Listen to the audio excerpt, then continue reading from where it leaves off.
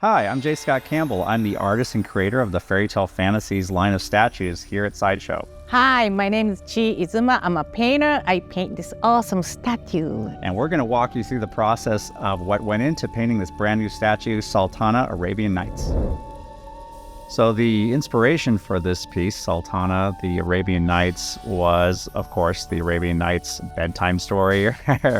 You know, it's a very recognizable fairy tale that I think most people know, probably mostly from Aladdin and those stories. So yeah, we kind of went from there. My main thought was we wanted to make sure we had a magic lamp is super important. And how do we depict the magic lamp? Well, with this magic, you can see she fading here very lovely and very attentively. The magic was very important to all these pieces. How do you go about approaching this, especially with the clear resin? When I'm working the clear resin, I go with a very thin paint because I don't want to kill the purpose of have a clear piece.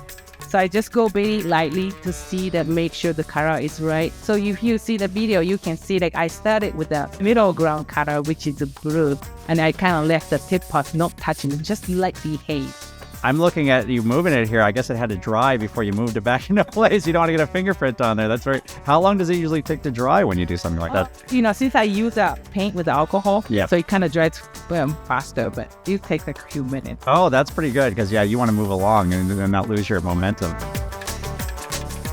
This is fun to watch. I don't know if I've ever seen this in action. I've been fortunate enough to pop into the paint department a few times in progress, but not this level of detail. This is so fun. And this one was painting the hand was a little tricky too, because I want to keep that white resin to make it look like more like translucent. So I started to get airbrushing just a shadow part. Right. So that's the part I could go heavy. Right. So to see the balance of it.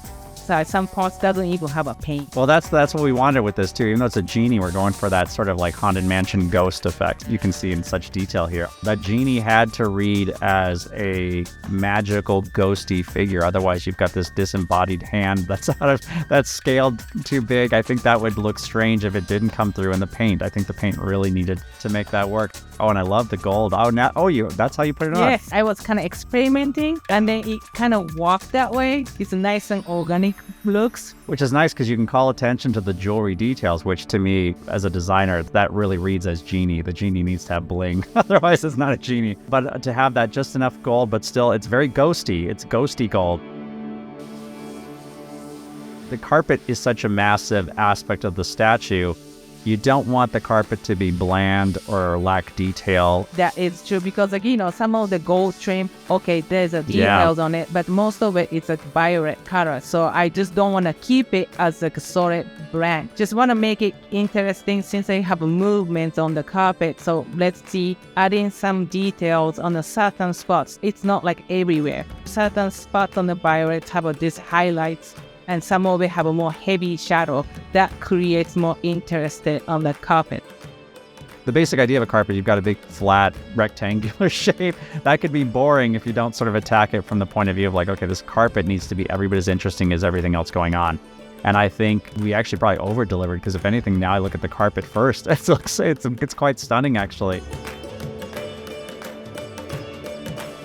And this is a trick too because, sometimes gold paint's hard to get sorted. Okay. So I base them out with yellow first. And then fill it at gold, so you get bright yellow. That's when it's so rich looking and has such a character. The little secret trick. Because I don't want to lose the paint the gold to kill the details of it. And it looks like we're moving on to the figure and the face here. Did you see how skin tone's so bright? Yeah, that's interesting. That was like a whole... So it's built up. Yes. It's built up. Try to get the right skin tone. Just mixing the right color was also tricky. And also thinking about that even skin tone's color is right. Make sure that has clothing color is works together as skin tones. So it's not like a regular skin tone fresh colors, but it's still way more brighter side compared to the actual final. Right. So I just go especially this piece, I was very careful. Just go with it slowly. Patience is the name of the game. Yeah. You don't want it to get all cakey or built up in a bad way. Now, what are you doing here? You kind of like hitting sort of like crevices and the sort of like doing the little shadows. Yeah. But at the same time, just to blend it into the other surface too. So make sure it won't have a harsh shadows. Yeah. Now you can really see it building up. It's really getting that natural skin tone effect now. And in that point, my airbrush should load really low, so it kind of give you a little speckle. So that skin like almost soft. Like the illusion of pores and sort of like a natural skin. So it's not just like solid paint with a shadow. That's true. A nice soft edge. Oh, looks like we might be moving on to the fabrics here. Now, how much time I see so much masking here? Masking must take quite a while. Yes. Yeah. Yeah. And at that point, I can't really see the contrast between the skins and the fabric. Right, because you've got to hide it so it doesn't get painted on. Now, do you have maybe a little sample piece that you can kind of put up against it just to sort of see? I actually made a swatch. Yeah, that helped. But even that, like basings are always lighter. Oh, and here's the shadows looks like again too here. Very nice. Shadows and mist, so make sure you blend. Keep some high points. Right. The original color. It's probably very eye-opening, not just for me, but for the viewers, because sometimes you think the shadow's just naturally occurring because it's a statue, but it's enhanced with the paint. That's very cool to know. And then you can see the little speckle. That was a palm parts. Oh, right. I sometimes refer to that as car finish or hot rod finish, but yeah, that speckle is so nice, especially in person when you really get to see it with the ambient light. And I just adding more shadows on that. Oh, the belt now. So usually, like when I'm walking at some like a female portrait, I tends to make the skin tones flat. But especially this piece, I don't want it to have a flat skin. So I just kind of made it more like, not so glossy, but it's a matte. Like a dewy skin. So since she have a nice shiny skin, so let's make that hair a little bit flatter. And also that will help her skin almost more glowing to stand out. So just even like it's playing around with a different finish on this piece works perfect. That was a great piece to messing around with a different finish. I feel like it has all the tricks on this one because it's almost like you can walk through and see all the painting effects that are available to any statue moving forward. It's got it all in some ways. This piece, it worked perfectly. Like I had a pound. Like, right. Well, let's spray this one super flat since this fabric is a little bit shinier. Yeah, the eye was a tricky one. So eyes are always tricky. I still struggle with eyes even when I'm drawing them.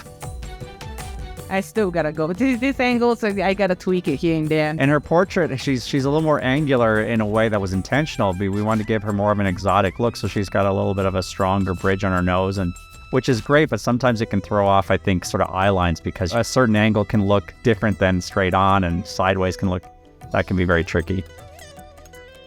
Yeah, so when I'm working a portrait, I have to have a piece, so I make sure I gotta put it back and forth step. Make sure right directions. Look at that, though. That's so great. Wow, that's fun. But here it is, can you believe it? I mean, this is the final result. I couldn't be happier. What do you think? Yeah, I love how it turns out. It looks great.